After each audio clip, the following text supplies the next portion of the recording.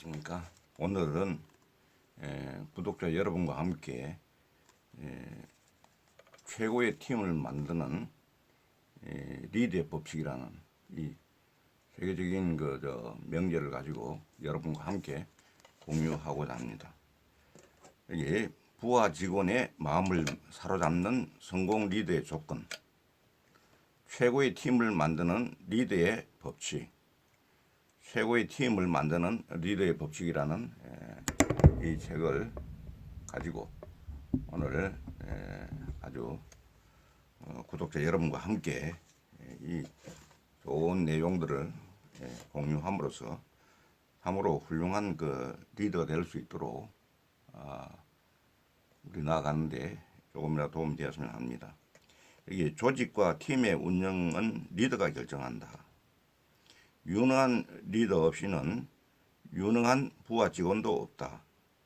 신뢰받는 리더, 훌륭한 조언자로 거듭나기 위한 파워 리더십 원칙이라는 그런 내용이 붙어 있고, 여기 저자는 보브 로스너, 앨런 할크로, 앨런 레빈스가 공동 저자로 되어 있습니다. 그래서 이 책에 참으로 귀한 내용들 중에 리더들의 행동 지침을 담은 인재 경영 바이블이라고 이렇게 또 소개를 하고 있습니다. 이 내용 중에 사람들이 현재 근무하고 있는 직장에 계속 머물기도 하고 떠나기도 하는 것은 바로 리더에게 달려 있다. 지식 경제 시대의 최고의 자산은 사람이다. 따라서 유능한 리더가 되기 위해서는 인재를 경영하는 방법부터 알아야 한다. 이 책에는 부하 직원에게 업무 수행을 위한 적절한 동기를 부여하는 방법에서부터 우리 회사에 꼭 필요한 인재를 채용하는 방법, 능력 있는 직원을 경쟁사에 빼앗기지 않는 방법에 이르기까지 중간 관리자 이상의 지위에 있는 모든 리더들이 알아야 할 실용적이고 유용한 조언이 담겨 있다. 다양하고 구체적이며 적절한 사례들을 제시하는 것. 이것은 물론 항목별 요점까지 정리되어 있어서 리더들의 효과적으로 팀을 운영하는 데 큰 도움이 될 것이다 하고 이렇게 이야기하고 있습니다.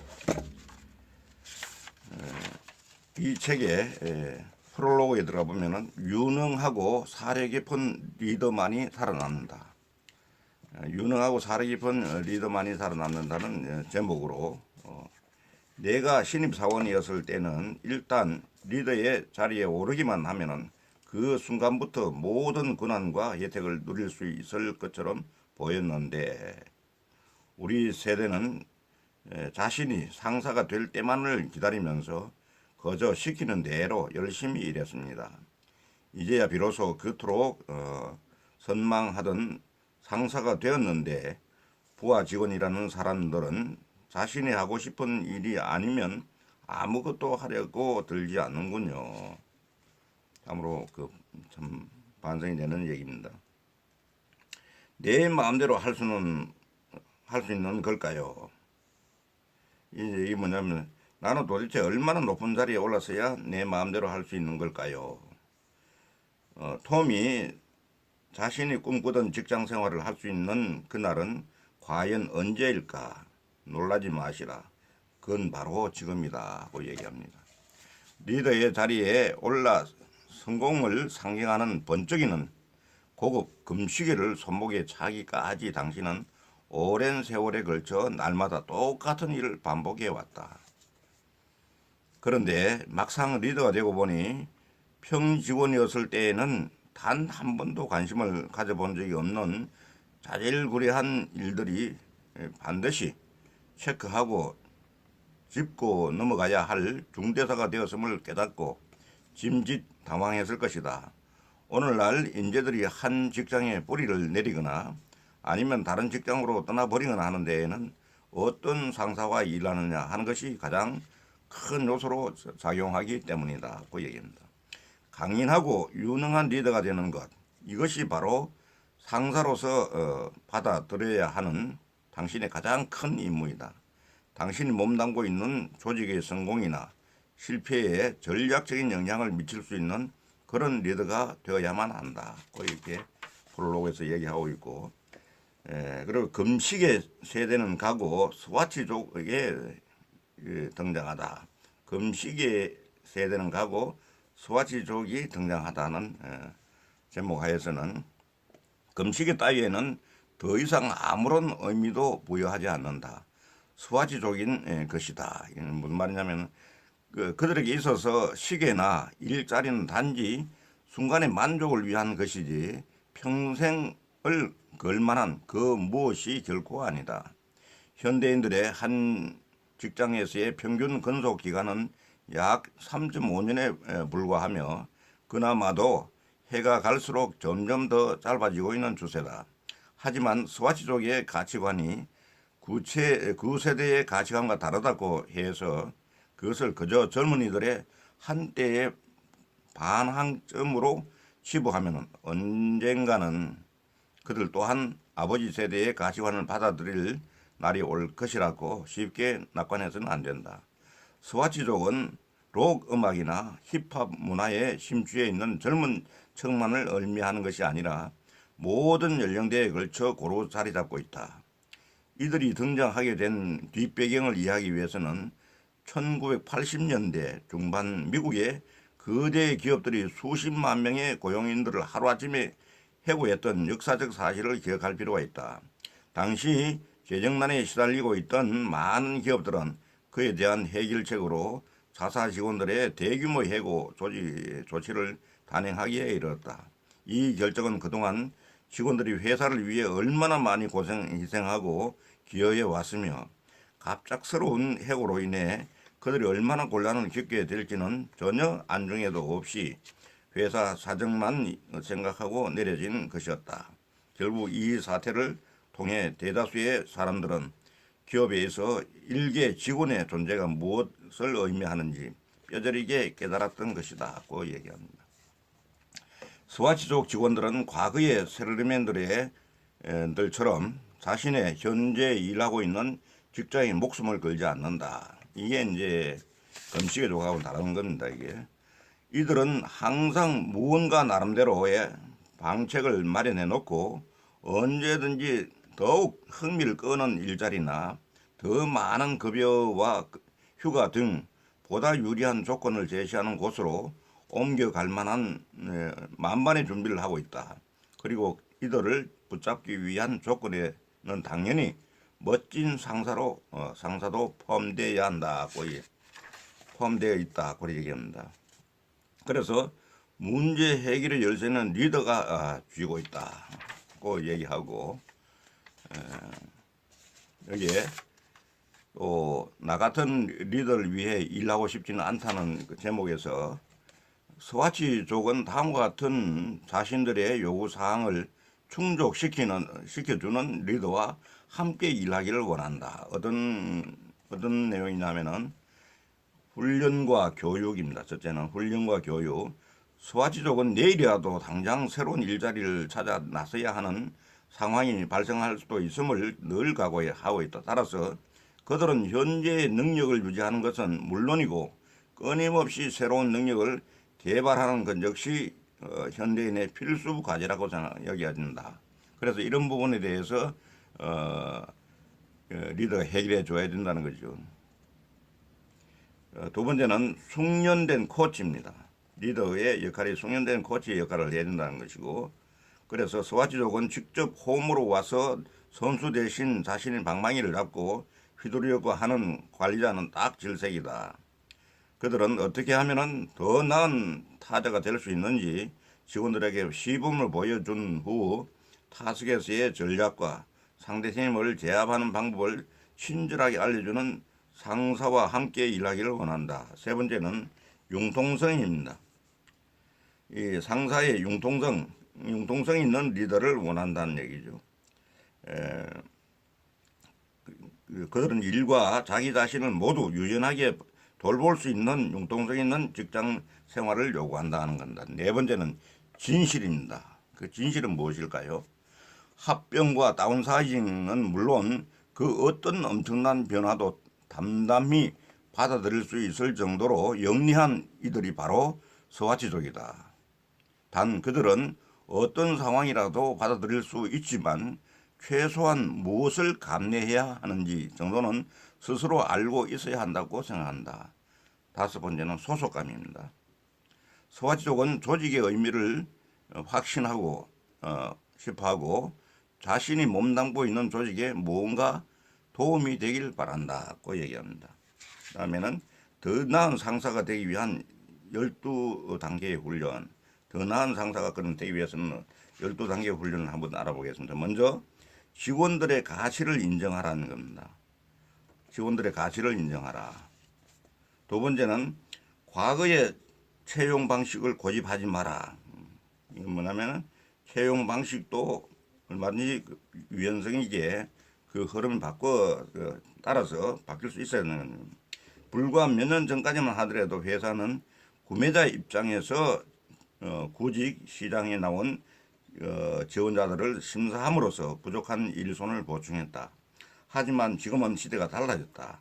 기업은 이제 공급자의 입장이 되어 능력 있는 사람들이 경쟁사에 입사하는 대신 자신들에게 오도록 온갖 노력을 다해야만 살아남을 수 있는 상황이 되었다. 이렇게 합니다. 그래서 직원 채용에 대한 인식이 바뀌어야 한다.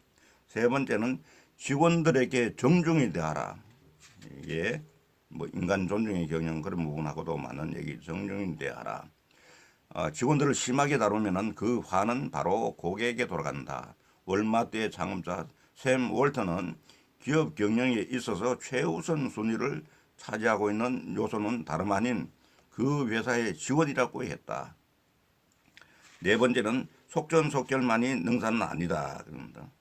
최근 직장 내의 작업 속도가 점점 빨라지는 추세이다 보니 경영자나 관리자들은 모든 일이나 행동에 있어서 무엇보다도 속도에 큰 의미와 가치를 두려는 경향이 있다. 그러나 이런 식의 태도는 캠페인을 벌이거나 전략을 세우거나 판매 혹은 생산량을 증진시키는 데에는 효과가 있을지 몰라도 여러 사람들이 함께 모여 일하는 데에는 별 도움이 되지 않는다.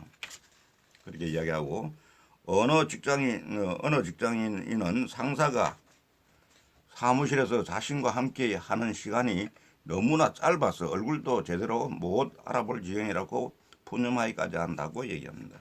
다섯 번째는 그들에게 직접 물어라. 이게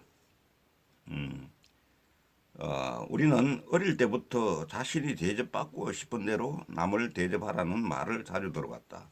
그런데 이 말을 내가 원하는 것이 곧 다른 사람도 원하는 것이라 하고 자의적으로 해석하는 사람도 들어있다. 이는 리더의 태도로서는 전혀 바람직하지 않은 것이다.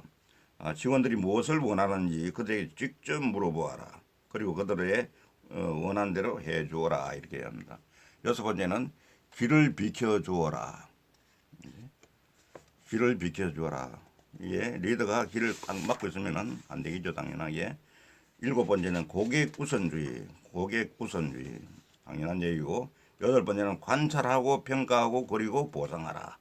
관찰하고 평가하고 보상하라. 보상제도를 제대로 하라는 얘기입니다. 보상제도로. 이 공평한 보상제도, 합리적인 보상제도를 얘기합니다. 아홉 번째는 적당한 재량권을 주어라. 그들에게도 직원들에게도 재량권을 줘서 스스로 일할 수 있는 분위기를 만들어야 한다. 그런 얘기입니다. 열 번째는 어떻게 해주면 회사에 남아 있겠는지 물어보아라. 이건 직접적으로 이렇게 물어보는 거예요. 직접적으로 적극적으로 물어서 그 해결책을 강구할 수 있도록 하는 게 좋겠다는 얘기고. 11번째는 에너지 공식을 응용하라. 에너지 공식은 E = MC 자성입니다. E = MC 자성. 이건 뭐냐면은 에너지는 사명감, 미션, M은 미션, 그다음에 그 C는 캐시, 또 C는 congratulation. 그러니까 이건 다시 말하면은 에너지는 어디에서 나오느냐? 사명감을 제대로 가질 때 나오고 현금이 제대로 지급되고 그 다음에는 그에 따라서 상당한 축하를 하고 하는 이런 일을 통해서 말하면 에너지가 나온다, 분출된다 이런 얘기입니다. 부하 직원들이 늘 활기찬 모습으로 일하길 바라는가? 그렇다면은 아인슈타인의 에너지 공식을 채용해 켄 블렌차드가 고안한 다음과 같은 공식을 실천하라 이렇게 이런 얘기입니다.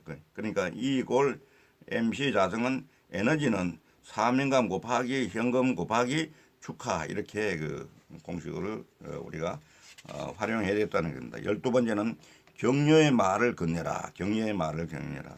축하 이런 모두 격려의 말. 그리고 진정한 리더가 되어라. 이런 것 통해서 진정한 리더가 되어라고 얘기합니다. 그래서 내용에 들어갔을 때는 1번은 완벽한 리더가 되기 위해 알아야 할 모든 것. 2번은 최고의 인재를 선발하기 위해 알아야 할 모든 것. 이렇게 해서 1부와 2부로 나눠져 있습니다. 1부에서는 1장에 출발, 조직의 성격을 정확히 파악하는 법. 2장에는 조화, 다양한 사람들과 즐겁게 일하는 법. 3장은 업무 수행, 최고의 팀을 만드는 법. 4장 평가, 분쟁 없이 공정하게 평가하는 법. 5장 커뮤니케이션, 직원들과 원만하게 이야기하는 법. 6장 리더십, 팀원들이 원하는 리더가 되는 법. 그렇게 되어 있고 2부에 최고의 인재를 선발하기 위해 알아야 할 모든 것에는 7장의 모집, 함께 일하고 싶은 직원을 물색하는 법. 8장 선택에서는 능력 있는 지원자를 끌어들이는 법. 9장의 면접에서는 유능한 인재를 알아보는 법. 10장의 채용에서는 팀에 적합한 사람을 결정하는 법. 이렇게 구체적으로 순서를 정하고 있습니다. 그 가운데 먼저 1부에 완벽한 리더가 되기 위해 알아야 할 모든 것으로부터 출발을 하도록 하겠습니다. 여기 보면 1장에 출발, 조직의 성격을 정확하게 파악하는 법이라는 제목으로 1장을 구성하고 있습니다. 리더로서 당신은 조직에 대해 얼마나 알고 있는가? 조직의 성격에 따라 매일의 업무 진행은 물론 직원들의 평가 방식이 달라질 수 있다. 진정한 리더가 되고 싶다면 먼저 자신의 조직이 어떤 타입인지 정확히 꿰뚫어야 한다. 이렇게 이야기하고 있습니다. 맨 먼저 조직의 문화입니다. 회사의 가치 체계를 반영한 성공적인 조직 관리가 필요하다. 조직의 문화에서 회사의 가치 체계를 반영한 성공적인 조직 관리가 필요하다고 얘기합니다. 여기서 실천 사항으로서는 큰 그림을 보라고 이야기합니다.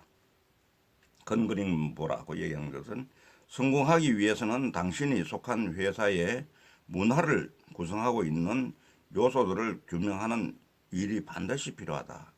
문화를 구성하고 있는 요소들이 어떤 것들이 있는 건지 이걸 분명히 하는 것이 중요하다. 큰 그림을 봐야 된다는 얘기입니다. 두 번째 경청하라고 나옵니다. 경청하라. 현재 직장에서 일한 지가 이미 꽤 되었다면 어떠한 질문을 받더라도 당당하게 답변하고 자신의 입장을 분명히 밝힐 수 있을 것이다. 그러나 만일 현 직장에서 재직한 지가 그리 오래되지 않았을 때는 그러니까 경청을 하면서 그 조직의 어떤 문화라든지 조직의 상황을 제대로 파악을 하는 것이 필요하다. 그리고 관찰하고 자신을 위한 도표를 만들어라. 그렇게 쭉 이야기합니다. 그다음 직장의 구조, 사내 권력 구도를 활용하는 법. 직장의 구도를 제대로 잘 구조를 파악을 하는 것이 리더로서 필요하다는 얘기입니다. 여기 실천 사항으로서는 조직의 구조를 확인하라고 얘기합니다.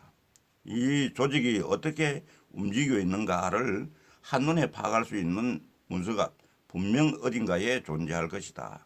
당연히 회사의 제일 높은 자리는 회장이나 CEO가 차지하고 있고 그 아래는 주요 임원과 그들이 담당하고 있는 부서가 기재되어 있을 것이다. 이런 것들을 그런 구조들을 제대로 파악을 하라는 얘기입니다. 그 다음에 숨겨져 있는 실세를 찾아라.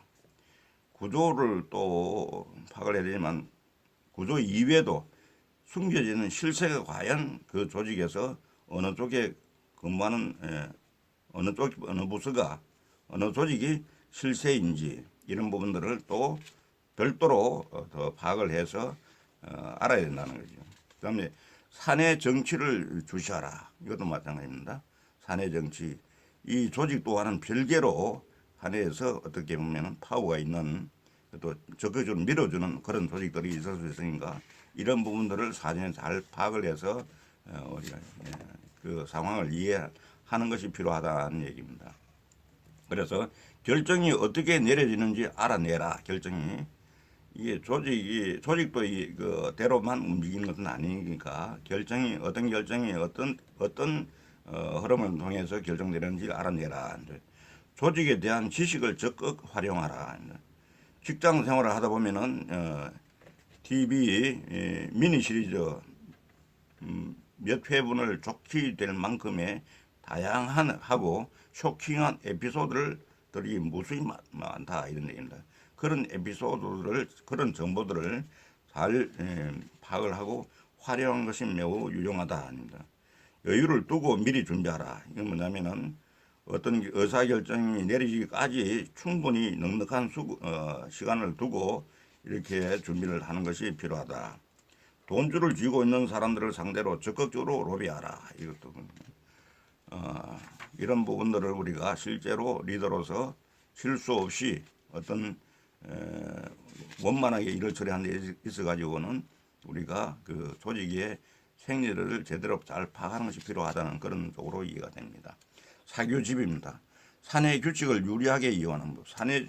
사교집을 먼저 파악을 해서 제대로 잘 이해를 하고 몇 번 읽어서 이해를 해서 그 사내에 규칙이 있다면 규칙을 잘 활용하는 것이 필요하다는 얘기입니다.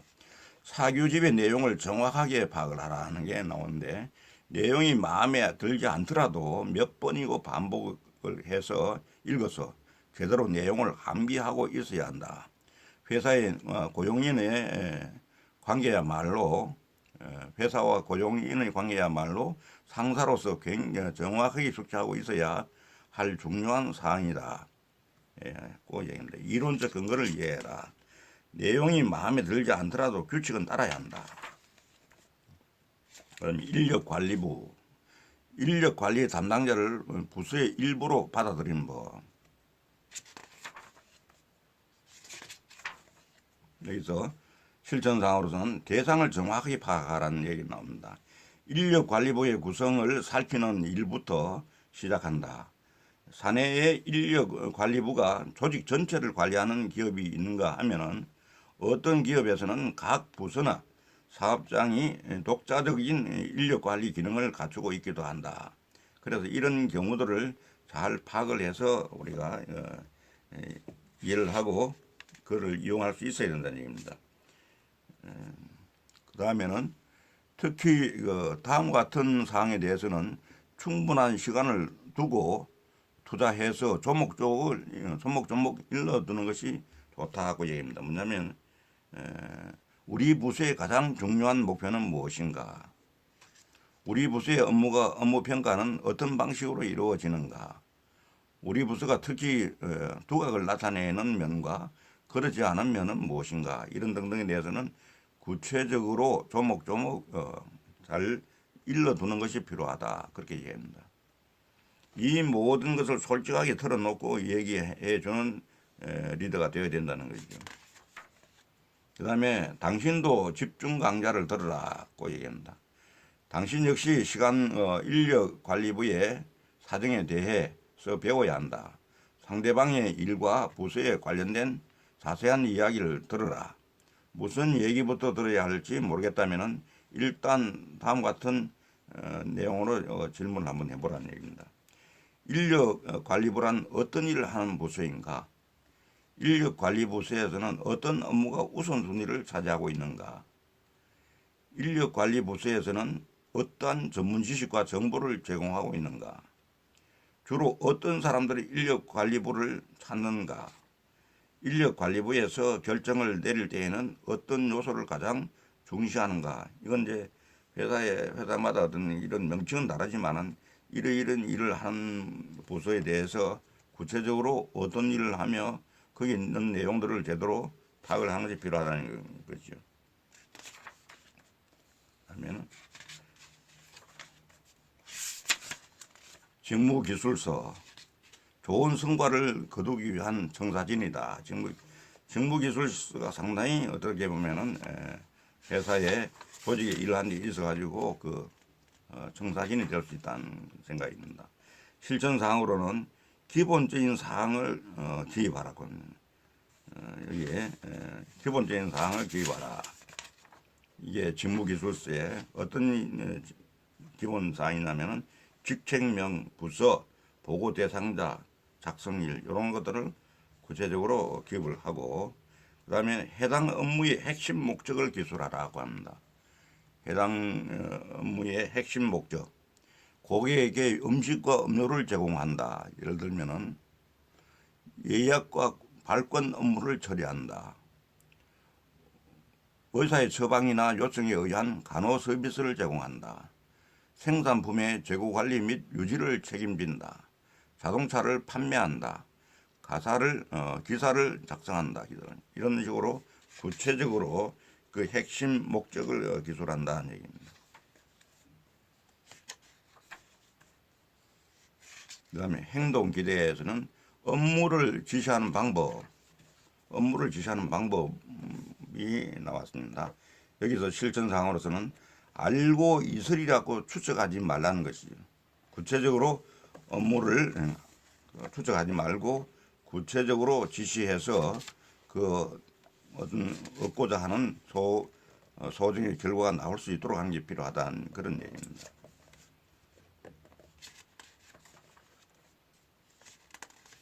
다음에는 2장의 조화, 다양한 사람들과 즐겁게 일하는 법에서는 부하 직원들에게 그들의 개인의 삶을 돌볼 시간을 주고 그들이 그 시간에 무엇을 하건 상관하지 마라.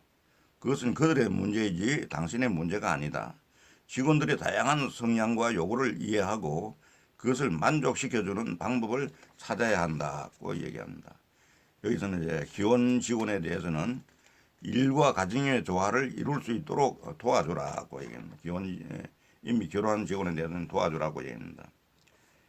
그 실천 사항으로 보면 유연성을 발휘하라. 이건 뭐냐면 아이를 둔 부모들은 시간에 쫓기며 살아야 하는 이런 부분이 있다는 거죠. 그래서 이런 부분들 매일 저녁 아이의 숙제 검사를 해줘야 하는 것은 물론이고 여러 가지 가정 그런 일이 있을 걸 예상이 되고 실제로 그런 일 때문에 시간이 할애돼야 된다 그러면 이런 데에 대해서는 엄격하게 적용하지 말고 유연성을 줘라 하는 얘기입니다. 직원들의 부담을 덜어주어라.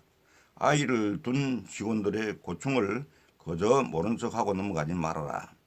자신과 별 상관이 없는 문제라고 해서 직원들을 더욱 힘들게 만드는 일이 있어서는 안 되겠다.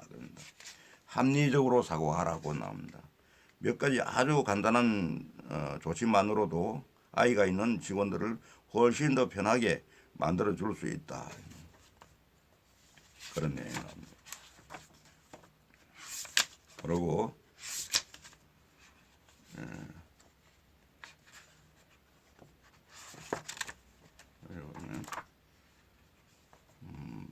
분쟁 없이 공정하게 평가하는 법. 평가가 상당히 중요한 거죠. 직원들에 대한 업무 평가는 과거를 평가하고 미래를 준비하기 위한 작업이다. 과거의 업적을 바탕으로 앞으로 무엇을 어떻게 해야 할지에 관한 좋은 아이디어를 제공하는 것이 평가를 실시하는 목적이자 이이다.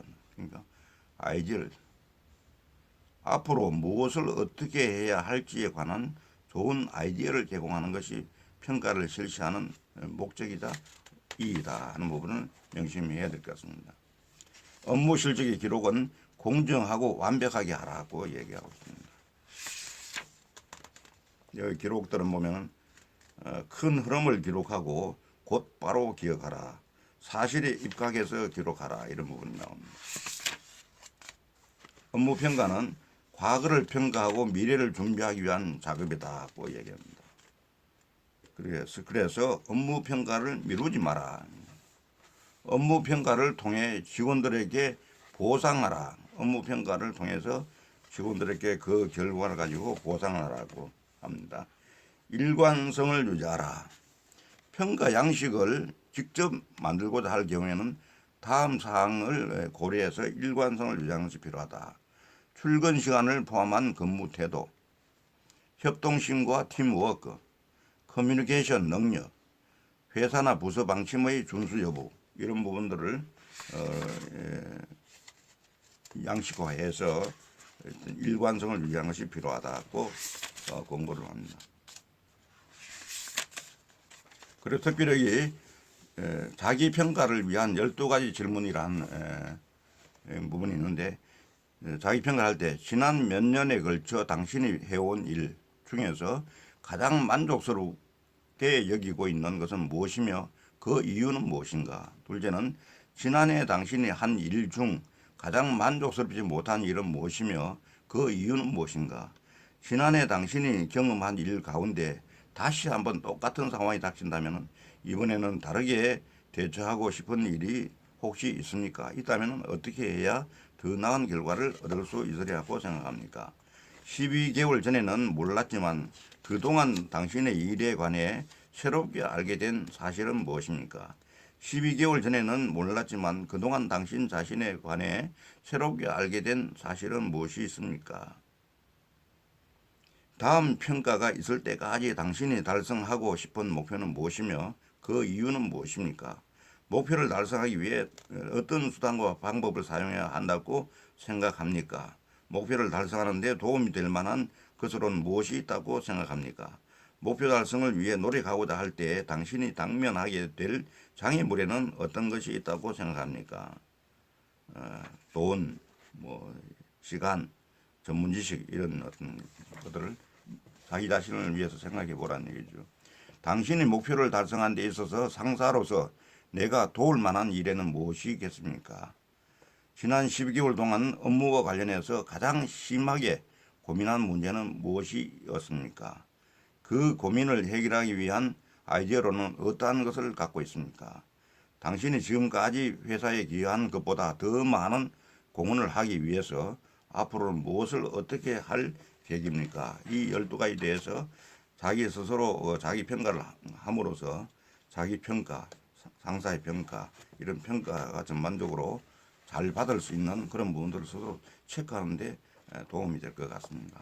아무쪼록 우리에게 참으로 어려운 이 조직 생활에서 최고의 팀을 만드는 리더의 법칙이라는 부분을 우리가 앞으로 리더로서 이 역할을 수행해야 될 모든 분들에게 도움이 되었으면 합니다. 감사합니다.